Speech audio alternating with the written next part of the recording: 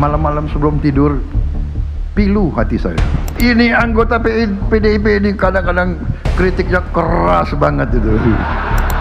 Selamat datang di Balik Layar Politik, mengungkap yang tidak terungkap.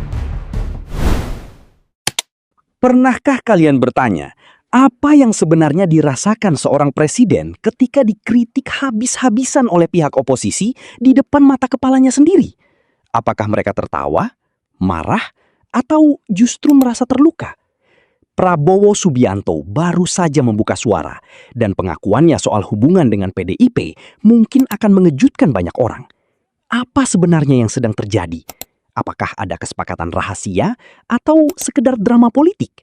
Mari kita buka apa yang sebenarnya terjadi di balik layar. Yang namanya deep state. Deep state itu merasa dia kebal. Yang sedikit itu yang harus kita tindak. Saudara-saudara, dalam pidato terbarunya, Prabowo melontarkan pernyataan yang cukup berani, mungkin yang paling jujur selama masa jabatannya. Beliau menyinggung soal deep state. Bagi yang belum paham, deep state adalah istilah untuk kelompok di dalam birokrasi yang merasa kebal, yang merasa bahwa pemimpin politik hanyalah tamu yang akan berganti setiap 5 tahun. Perhatikan kalimat ini. Nunggu pemimpin capek, langsung minta tanda tangan. Nunggu pemimpin capek, langsung minta tanda tangan. Ini bukan sekedar curhat kawan-kawan. Ini adalah pengakuan bahwa di dalam tubuh birokrasi kita ada kelompok yang punya agenda sendiri.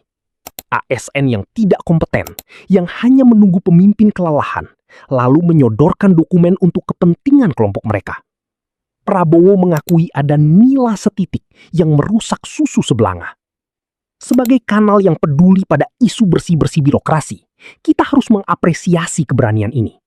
Masalah utama negeri ini seringkali bukan pada pimpinan puncaknya, tapi pada lapisan bawah yang sudah berkarat.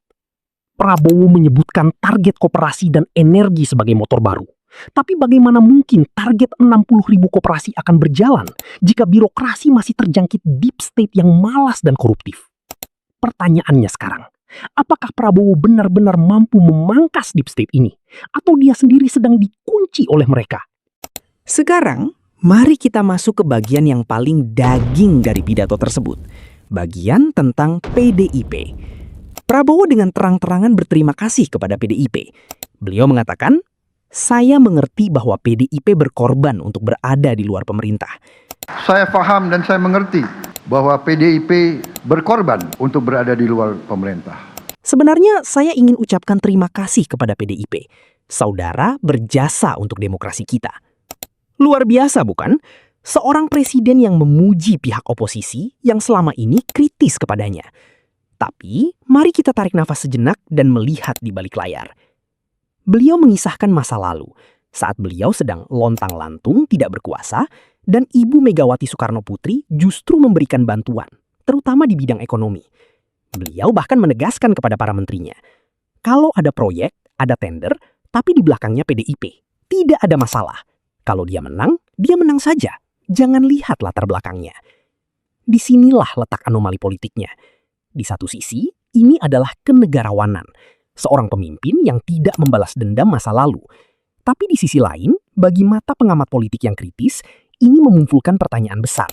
Apakah ini bentuk profesionalisme atau ada hutang budi yang sedang dilunasi?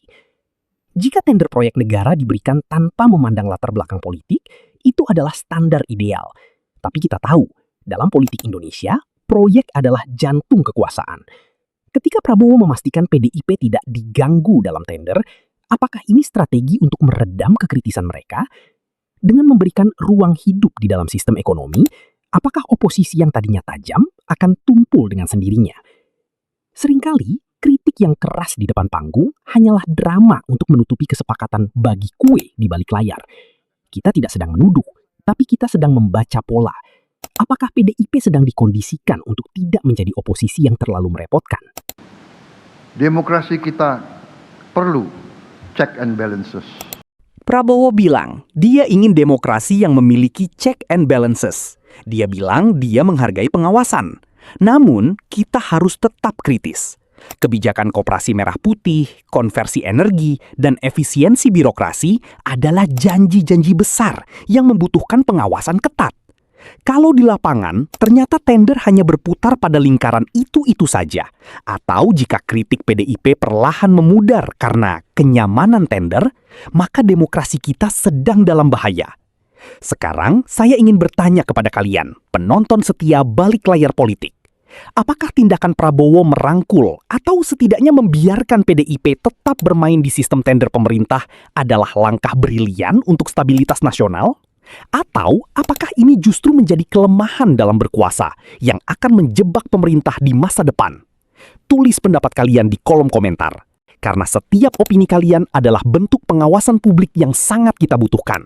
Jangan lupa klik subscribe, nyalakan loncengnya, dan bagikan video ini jika kalian merasa ulasan ini mencerahkan. Sampai jumpa di diskusi berikutnya. Tetap kritis, tetap waspada.